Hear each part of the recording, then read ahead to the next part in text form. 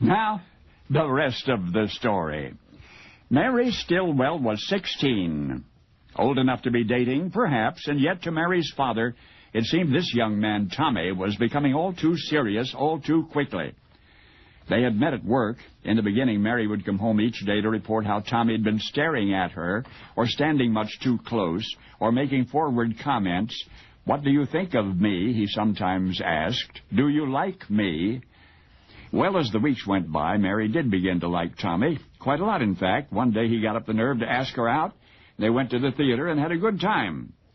Then Tommy began calling on Mary at home. Her parents kept a watchful eye on their courtship. The young couple were made to sit in the parlor and converse politely. Not about personal matters, of course, but rather about their work or their weather, and all with Mary's mother or father sitting nearby, monitoring each word. And that would probably have been the extent of the young couple's relationship had Tommy not devised a plan. Tommy knew Morse code. So each morning when he met Mary at work, and each evening before he left, he taught her a new letter of the alphabet in Morse code. And before long, the dots and dashes had aligned and combined in Mary's mind to comprise a language of pulses which she could share with Tommy privately. That is, whenever he visited her home, and the two were sitting in the parlor, while eavesdropping parents heard only idle, inconsequential talk, Tommy, holding a coin, a silver quarter, in fact, would tap out what he really meant to say in the palm of Mary's hand. And then he would pass the coin to Mary, and she would do the same. And thus did they converse in perfect secrecy. Then one evening in Mary's parlor, as openly the two discussed a show playing at Taylor and Sylvester's Music Hall, Tommy tapped out in Mary's hand, "I have been thinking of you all the time. Would you marry me?" And Mary Stillwell, her large, soft eyes moist with tears, took the coin from Tommy's hand and responded in Morse code, "That would make me very happy." And so once upon a time did a young love take root and blossom in the arid earth of parental scrutiny, culminating in a silent entreaty and the answer yes, and the sound of wedding bells echoing through the snowy hills one Christmas day in 1871. And all because a determined and resourceful young suitor discovered a means of achieving the apparently impossible public privacy. All through their marriage on occasion, he and Mary continued to communicate in Morse code. And after Tom's hearing had failed to the point that he could no longer understand the dialogue in a stage play, Mary, placing her hand on his knee in the dark and tapping with her finger, would relate everything the actor said. More than 100 years later, the world prefers to honor the accomplishments of Mary's husband in order of their significance to the common good. But now, you have learned of the invention that meant the most to him, his own invention that made possible the all-important silent entreaty of Thomas Alva Edison, because now you know the rest of the story. And now, the rest of the story. Thomas Edison was known as the Wizard of Menlo Park. I've always been fascinated by inventors such as Nikola Tesla, Alexander Graham Bell, the Wright brothers, and of course Thomas Edison. I'm amazed that someone can turn an idea into a tangible product. It seems their ingenuity knew no bounds, and that's certainly the case with Thomas Edison's courtship and proposal through Morse code. But we need to go way back before he earned the title of Wizard of Menlo Park. Thomas Edison was born in 1847 in Ohio. His hearing loss began around the age of 12 when he contracted scarlet fever. His hearing worsened with recurring ear infections which went untreated.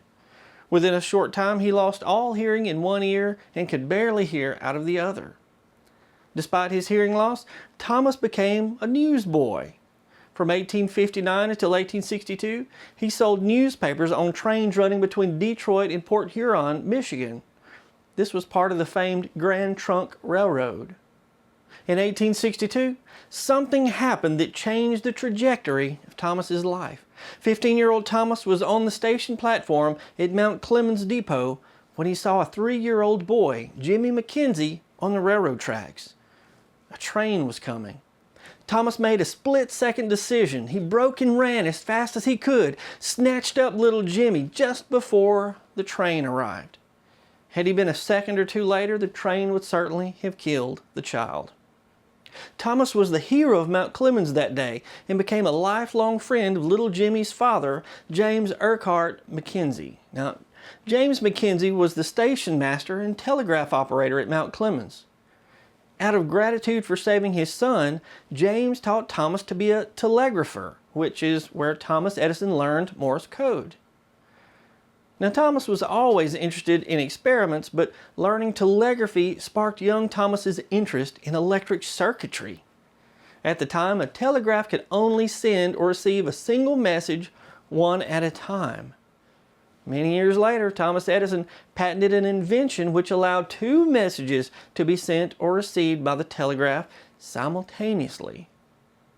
Now, in this episode, Mr. Harvey explained that Thomas Edison taught the girl of his affection Morse code so they could communicate privately, and they married in 1871. But let's look at Thomas Edison's personal life to be sure. In 1870, Thomas Edison and William Unger organized the News Reporting Telegraph Company in New Jersey to provide news from the main telegraph in New York City to homes and offices in Newark, New Jersey. One of the people they hired to operate the telegraph system was Mary Stilwell. It's unclear when Mary caught Thomas's eye, but a romance ensued. I was unable to determine when Mary learned Morse code, whether by Thomas Edison during their courtship or earlier as needed for her job at the telegraph office, but she certainly knew Morse code.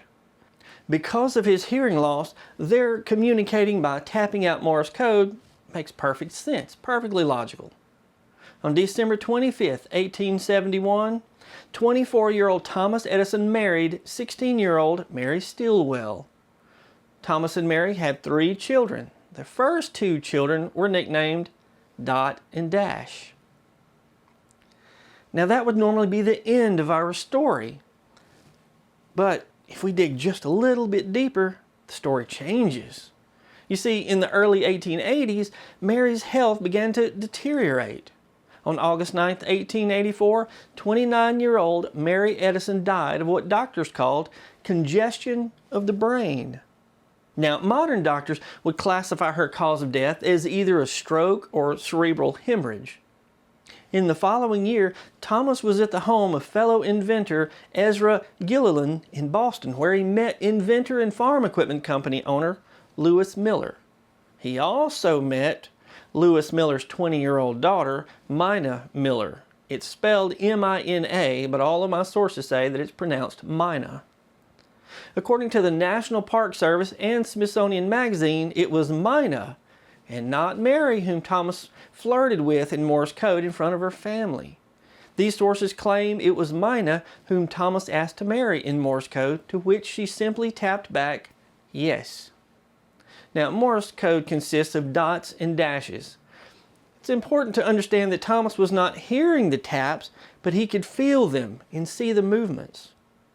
If she held the coin or whatever she was using to tap out the messages on his skin or on an object he was looking at, if she held it there for a brief moment, he knew it was a dash. A dot was quickly tapped. This is what yes would sound like tapped out with a coin.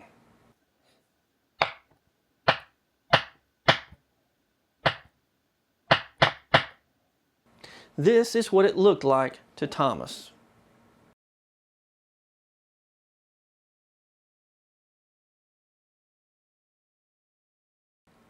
"39-year-old Thomas Edison married 20-year-old Mina Miller at Mina's father's home in Akron, Ohio on February 24, 1886. The home is now known as the Lewis Miller Cottage, and you can visit the home and take a tour. You know, visiting these places, it just makes history seem more real somehow. Thomas and Mina loved each other, no doubt about that. But being the wife of Thomas Edison was difficult.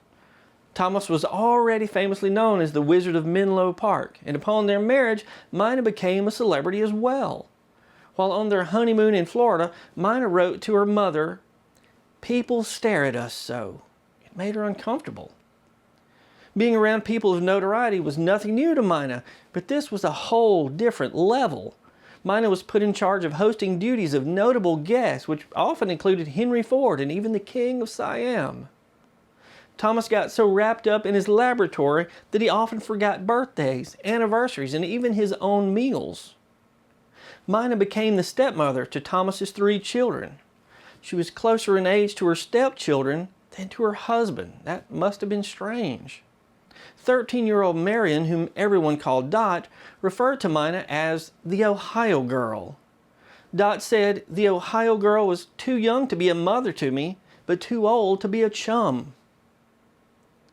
Despite the difficulties, Mina, whom the Ladies' Home Journal said was the simple, quiet wife of a great and successful man, became a confident public figure who referred to herself as the home executive.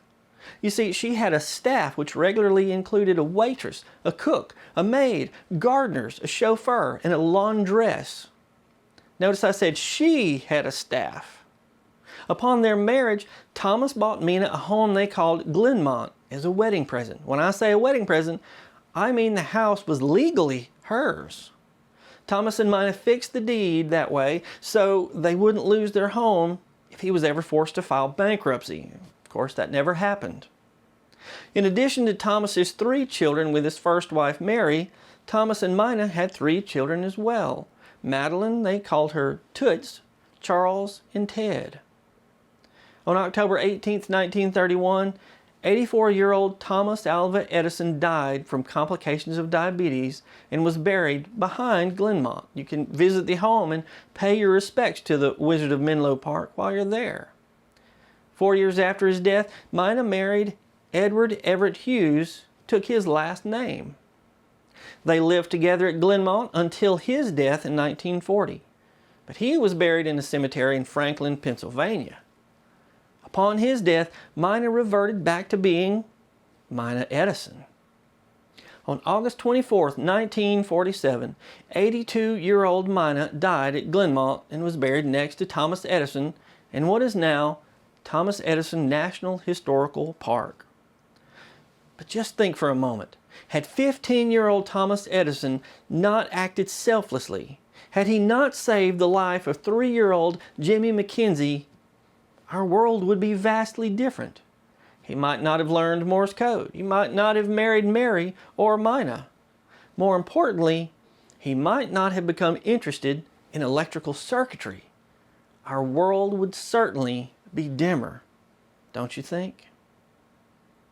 Now, my book, The Trap, The Untold Story of Sheriff Henderson Jordan in the Final Pursuit of Bonnie and Clyde, is now available on Amazon, or if you want a signed copy from me, just visit hendersonjordan.com. I'll leave a link in the description. I'm Brad Dison. Thanks for watching, and now you know the rest of the story.